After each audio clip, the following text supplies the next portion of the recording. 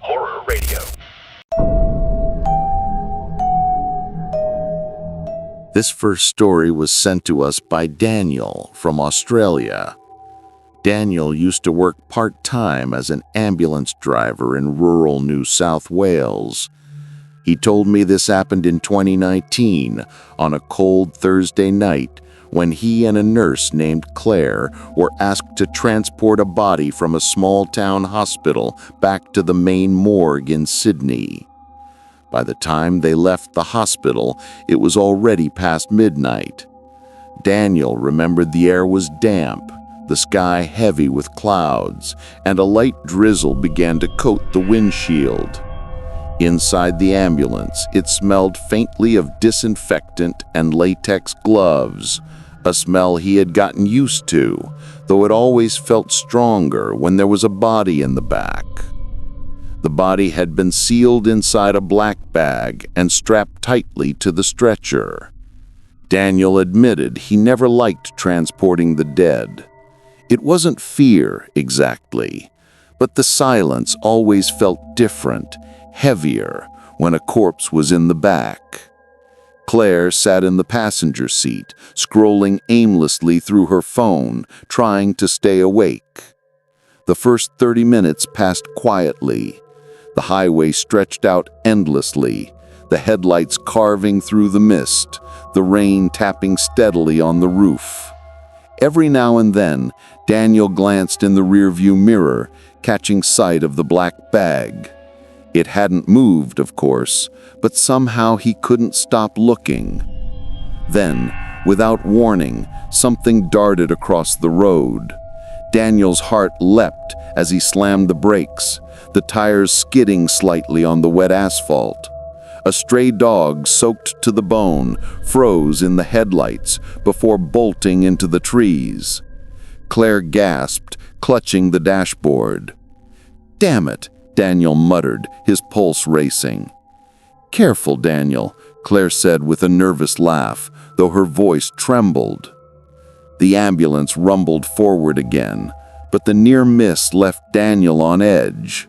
The rain grew heavier, and soon the wipers struggled to keep up.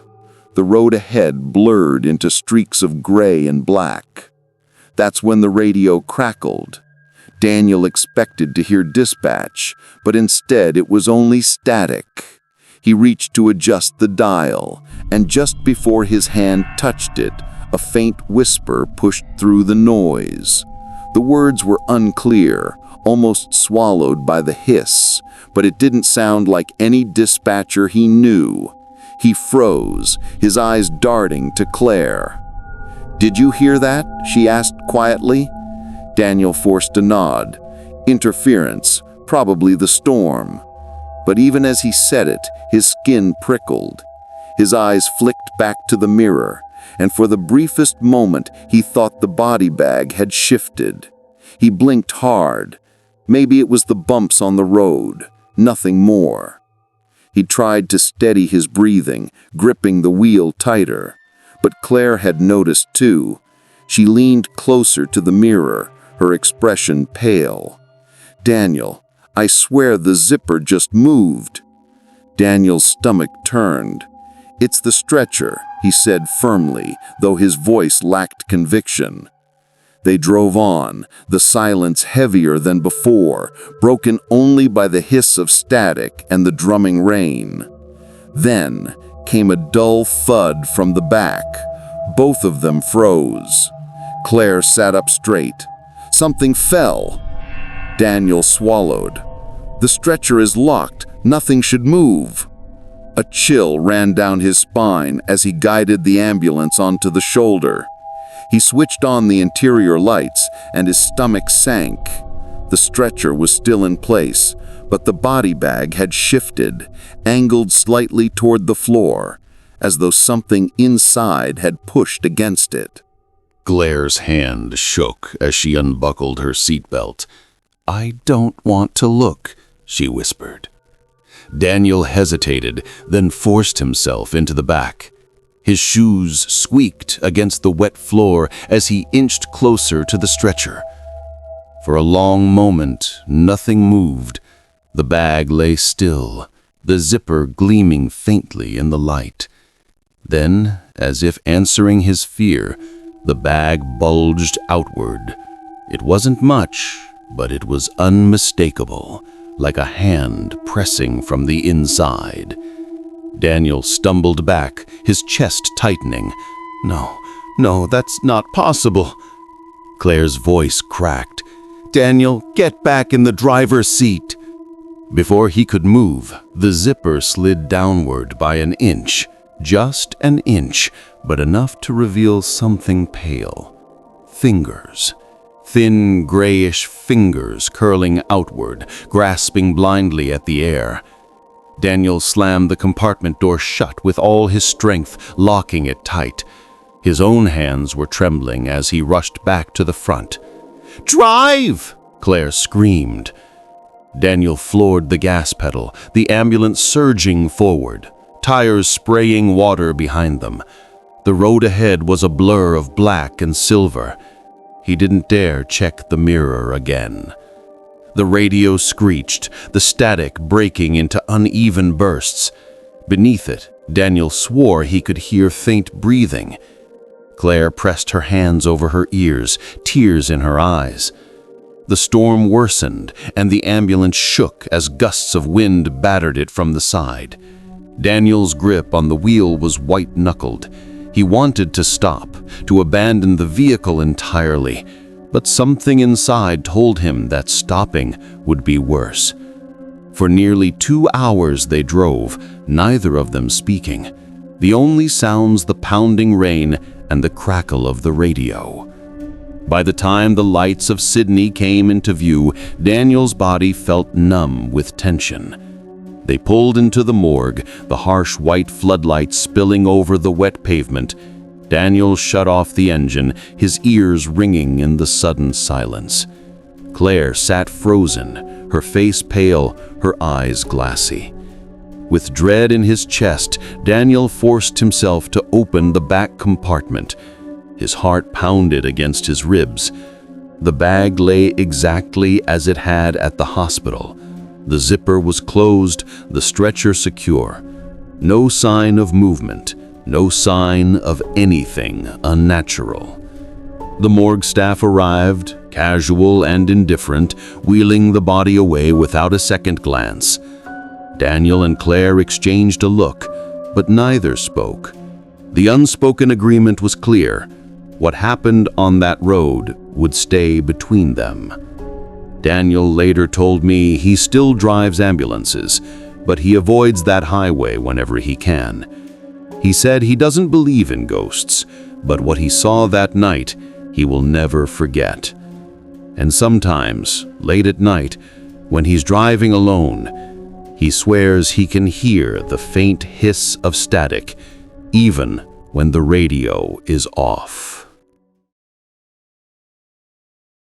This next story was sent to us by Michael, who works as a paramedic in Ontario, Canada. Michael said this happened on a winter night in 2020, after he and his partner had just finished dropping off a patient at a city hospital. It was around 3 a.m. when they finally started the long drive back to their station. The snow was falling steadily, blanketing the streets in white. The city was eerily quiet, the kind of silence you only hear when most of the world is asleep. Michael sat in the passenger seat, sipping lukewarm coffee, while his partner Ryan drove. The ambulance felt strangely empty after dropping the patient off. Usually, Michael felt relief when the stretcher was bare, but that night, the emptiness carried a different kind of weight. He glanced at the rear compartment through the small window. The straps hung loose, the stretcher gleamed under the dim lights, but something about it looked wrong. "Dead quiet tonight," Ryan muttered, breaking the silence. His voice echoed slightly in the cab, like the sound didn't belong. Michael nodded. too quiet. They drove through a stretch of empty highway surrounded by thick pine trees. The snow was making the road slick, and the wipers scraped rhythmically across the windshield. Michael leaned back, trying to relax, when he noticed something odd. The rear lights inside the ambulance flickered. He frowned. "Did you see that?" Ryan glanced in the mirror. "What?" "The interior light. It just blinked." Ryan shrugged. "Loose wire. You know how old this rig is." Michael tried to believe that, but moments later the light flickered again, longer this time, and when it did, Michael thought he saw a shadow sitting on the stretcher. Just for a split second, but it made his stomach tighten. He turned quickly, but the rear was empty, the straps dangled motionless. Michael forced a laugh. "Man, I think I need more sleep." Ryan chuckled lightly, but his hands tightened on the wheel. He had seen something too. The drive continued in uneasy silence. Snow whipped across the windshield, and the trees seemed to crowd closer to the road. Then, without warning, the radio came to life, but it wasn't dispatch. It was a voice, faint and garbled, whispering through static. "Help me!" Both men froze. Ryan quickly turned the dial, but the voice repeated, clearer this time. "Help me!" Michael's chest tightened.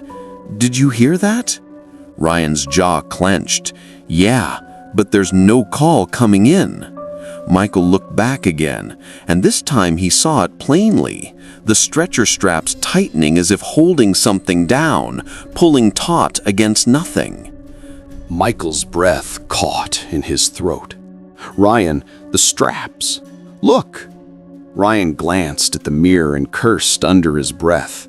The straps were moving, stretching as though invisible hands were fighting to get free. The ambulance lurched as Ryan pressed harder on the gas. The engine roared, but the snow-slicked road made the wheels spin slightly before catching again.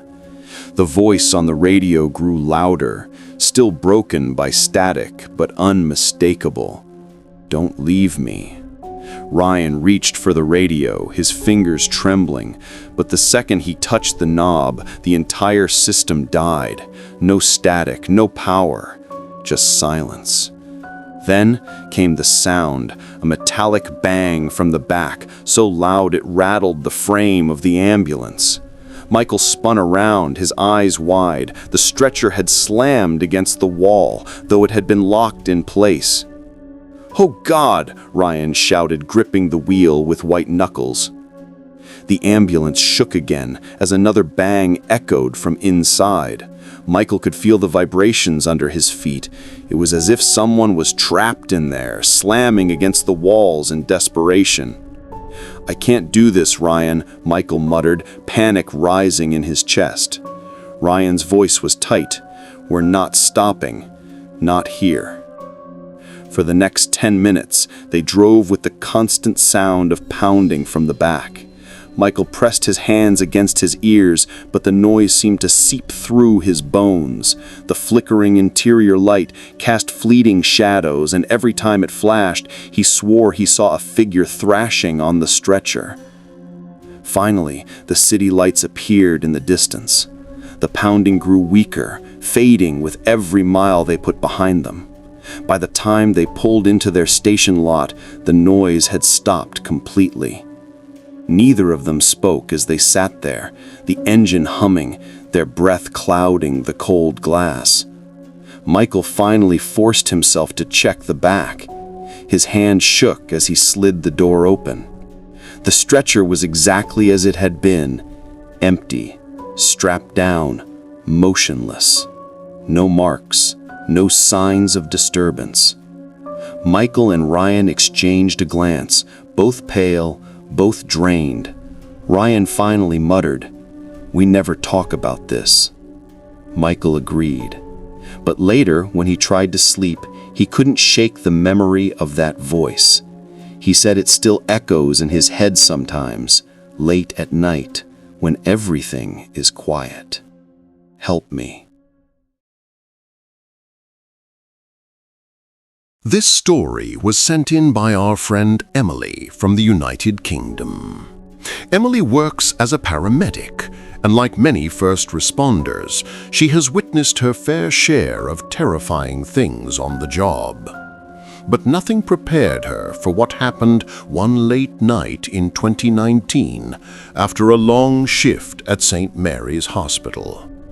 Emily and her partner, Ryan, had just transported an elderly patient who had passed away en route. It wasn't the first time they had carried a lifeless body in the back of the ambulance, but for some reason this one felt heavier. Not physically, but emotionally. Like the atmosphere around them carried a strange weight. They pulled up to the back of the hospital around 2:45 a.m. The night was cold and quiet, except for the low hum of the hospital generators.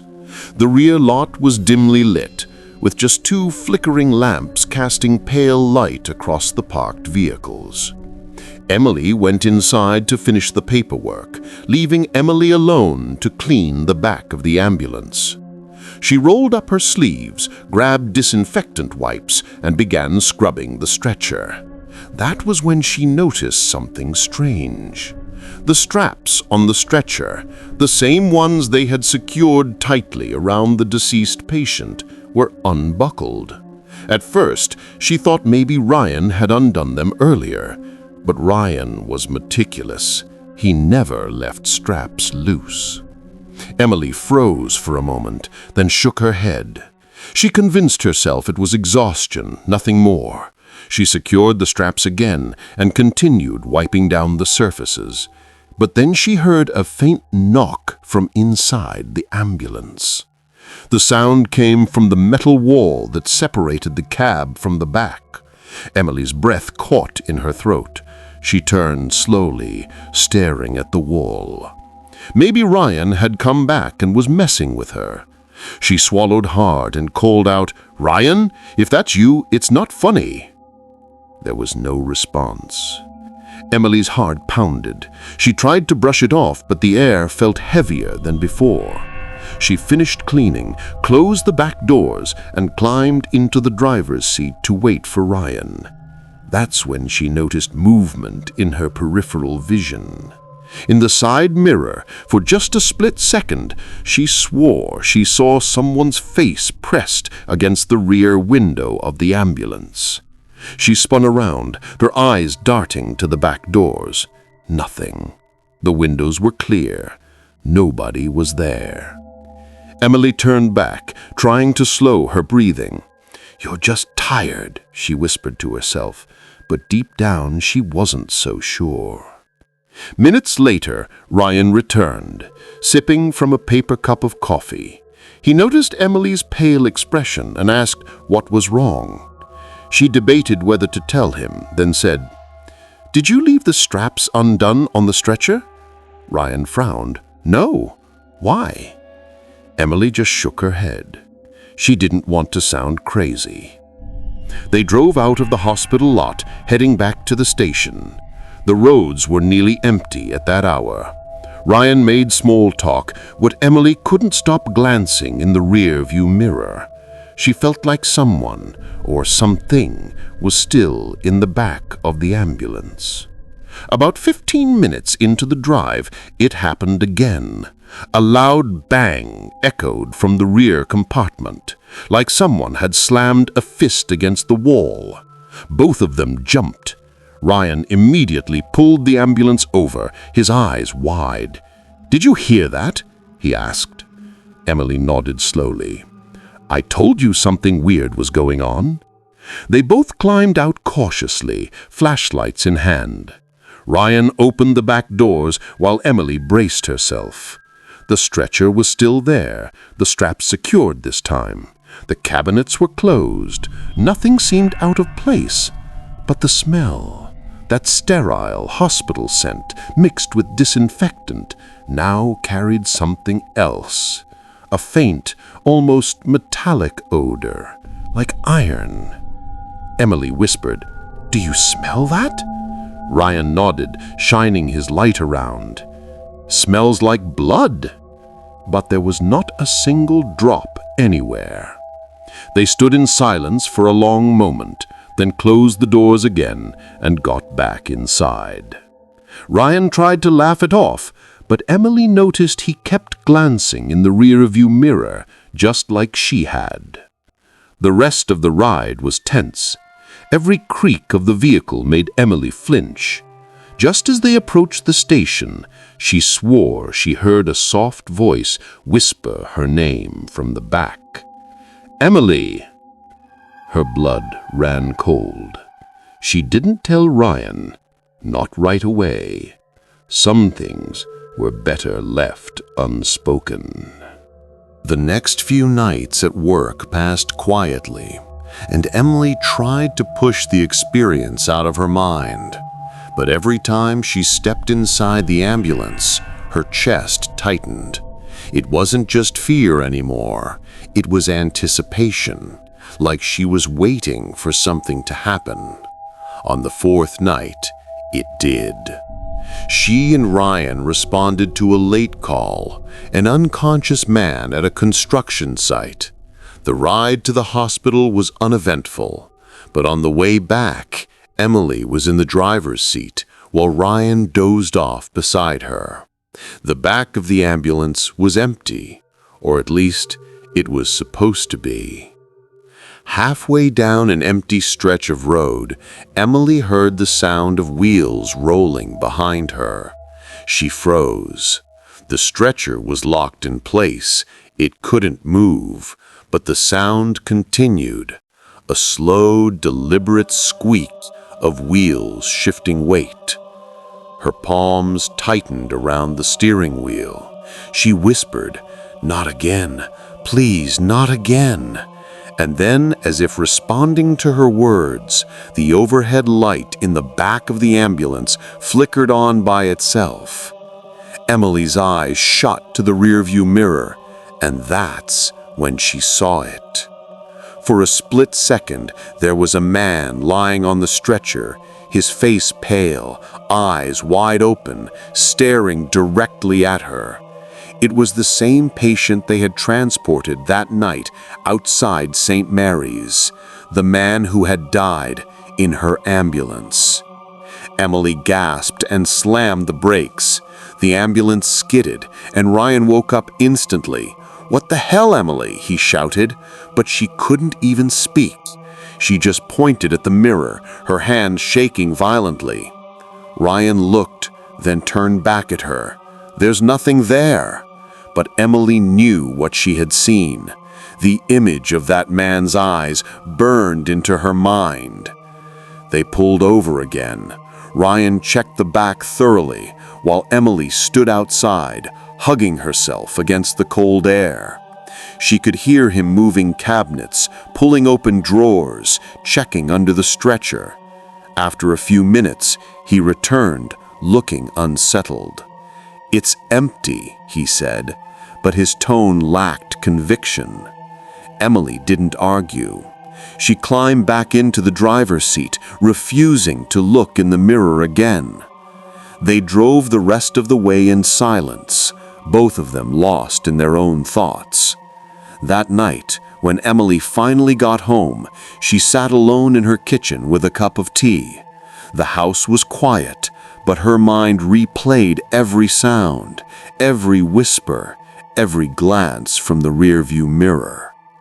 She wondered if she was losing her mind, or if something had truly attached itself to her ambulance. Days turned into weeks, and though nothing else as dramatic happened, Emily admitted that she never felt alone in that vehicle again. The silence in the back always carried weight, as though someone unseen rode along with her, waiting. She never saw the dead man's face again, but sometimes, late at night, She would hear faint footsteps on the metal floor behind her, even when the stretcher was empty. Emily ended her story with a warning. If you ever find yourself alone in an ambulance, especially after carrying the dead, don't trust the silence, because sometimes it isn't really silent at all.